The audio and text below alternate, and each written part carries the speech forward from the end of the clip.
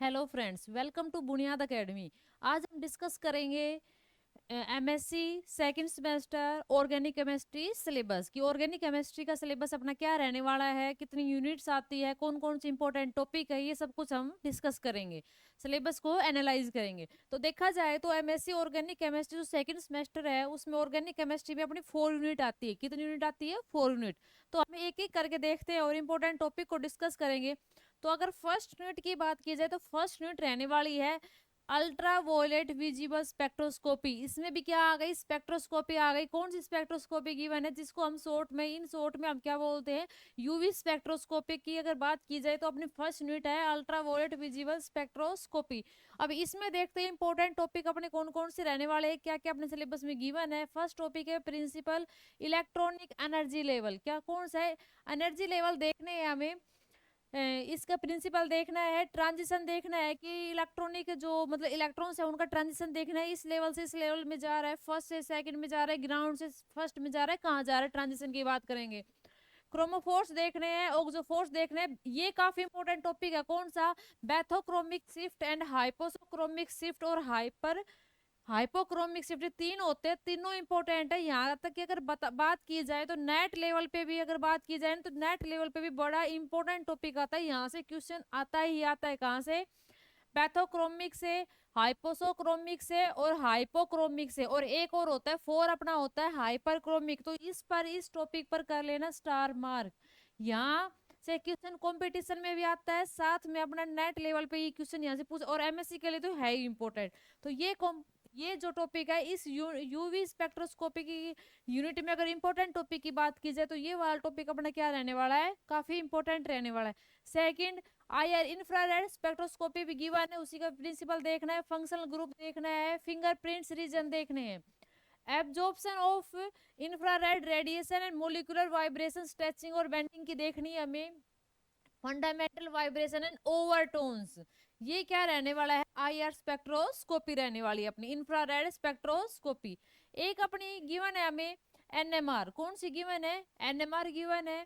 NMR में spin active nuclei देखेंगे, chemical shift देखेंगे, शील्डिंग एंड डीशील्डिंग देखेंगे, इंटरनल स्टैंडर्ड्स देखेंगे, स्पिन स्पिन कपलिंग देखेंगे, equivalent and non equivalent proton, effect of changing solvent. अगर solvent अगर चेंज कर दे तो सिग्नल्स पर, उनके केमिकल शिफ्ट पर क्या फर्क पड़ेगा, क्या इफेक्ट होगा, वो सब कुछ देखेंगे। इसके अलावा hydrogen bonding on chemical shift anisotropic effect और application of UV IR NMR, इन तीनों की क्या देखनी हमें?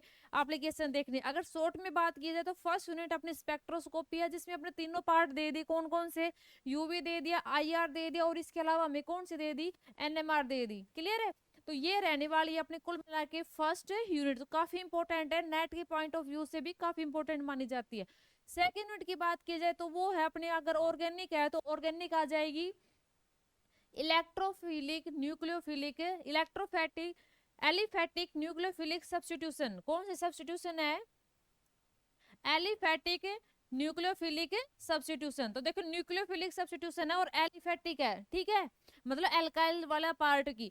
कौन कौन से सब्स्टिट्यूशन है? सारी है। SN1 SN2 हो गए, मिक्स्ड है, SN1 SN2 SNI, मतलब कुल मिला के एसिटी हो गया। कुल मिला के और इनके मैकेनिज्म, कुल मिला के ये कह सकते हो कि अपनी जो एलिफेटिक न्यूक्लियोफिलिक सब्स्टिट्यूशन है ना, एलिफेटिक के पार्ट में हम देखेंगे SN1 SN2 जितने भी सारी अपनी क्या SNI हो गया, SAT हो गया। और इसका इफेक्ट ऑफ सबस्ट्रेट स्ट्रक्चर, इनका इफेक्ट देखना है। अटैकिंग न्यूक्लियोफाइल लिविंग ग्रुप, इन सब पर इनका क्या देखना है? इफेक्ट देखना है। रिएक्शन मीडियम ऑन रिएक्टिविटी, अगर मीडियम चेंज कर दिया जाए तो रिएक्टिविटी पर क्या इफेक्ट होगा।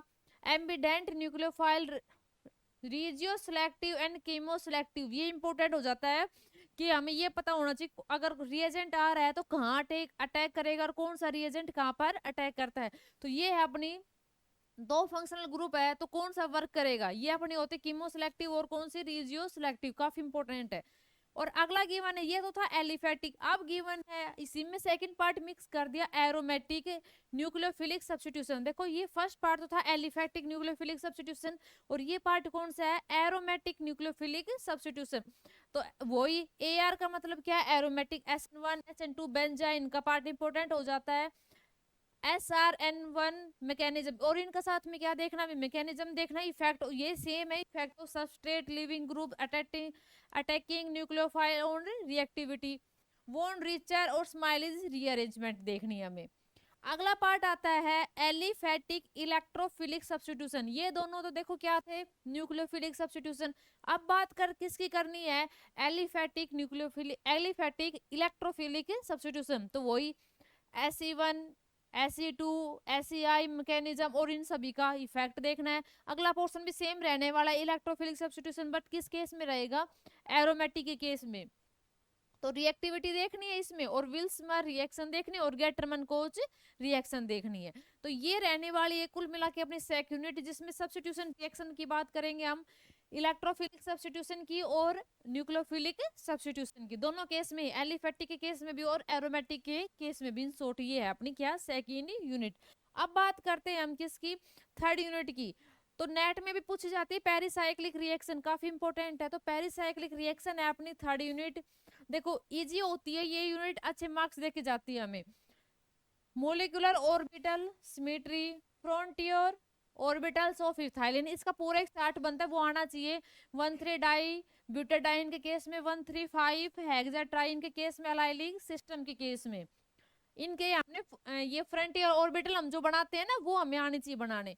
Classification of pericyclic reaction, classification देखनी है, ये काफी एक इंपॉर्टेंट रिएक्शन हो जाती है। वुडवर्ड हॉफमैन कोरिलेशन डायग्राम, ये आना चाहिए हमें। इलेक्ट्रोसाइक्लिक रिएक्शन कौन कौन सी, ये देखो कंफ्यूजिंग होता है, लेकिन ठीक से याद करवाएंगे आगे कि कॉन्ट्रैक्टरी और डिसकॉन्ट्रैक्टरी क्या होता है अपने, कॉन्रोटेटरी और डिसरोटेटरी मोशन।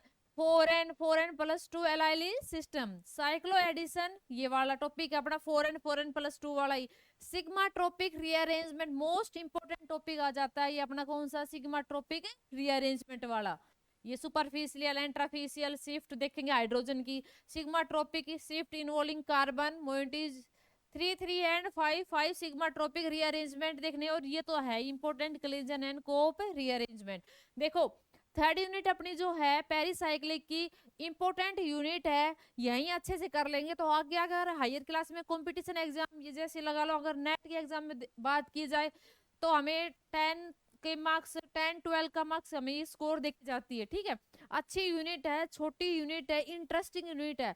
अगर बाकी यूनिट नहीं आती ना, तो पेरिसाइक्लिक से किसी यूनिट का कोई कनेक्शन नहीं होता है बिल्कुल भी। तो ये यूनिट बिल्कुल नहीं छोड़ रही, ये यूनिट हमें करके जानी है। फोर्थ यूनिट की बात की जाए तो फोर्थ यूनिट अपनी है addition to carbon hetero multiple bond. ये अपनी कौन सी यूनिट आती है, फोर्थ यूनिट आती है। इसमें क्या देखना है हमें, mechanism of metal hydride reduction of saturated and unsaturated carbonyl compound. जो कार्बोनाइल कंपाउंड है उसकी हमने मेटल हाइड्राइड रिडक्शन देखना है, सैचुरेटेड की फॉर्म में और unsaturated carbonyl compound. Addition of Grignard reagent, organozinc, organolithium reagent, इन सभी का रिएजेंट की एडिशन रिएक्शन देखनी है हमें। ठीक है, वीटिंग रिएक्शन, कुछ रिएक्शन तो नेम से ही गिवन वो करनी है। वीटिंग रिएक्शन देखने, मैकेनिज्म ऑफ कंडेंसेशन रिएक्शन हमें करना है। इसमें इनोलेट्स का, इनोलेट्स में कौन कौन सी करनी है, एल्डोल हो गया, कैनोलिजल हो गया, ग्लाइसिन हो गया, मैनीज रिएक्शन इंपॉर्टेंट है, बेंजोन होगी, परकिन रिएक्शन और स्टोबे रिएक्शन इंपॉर्टेंट है अपना कौन सा, फोर्थ यूनिट। ये अपनी क्या आती है, फोर्थ यूनिट, ये अपने में रेफरेंस बुक्स हमें गिवन है।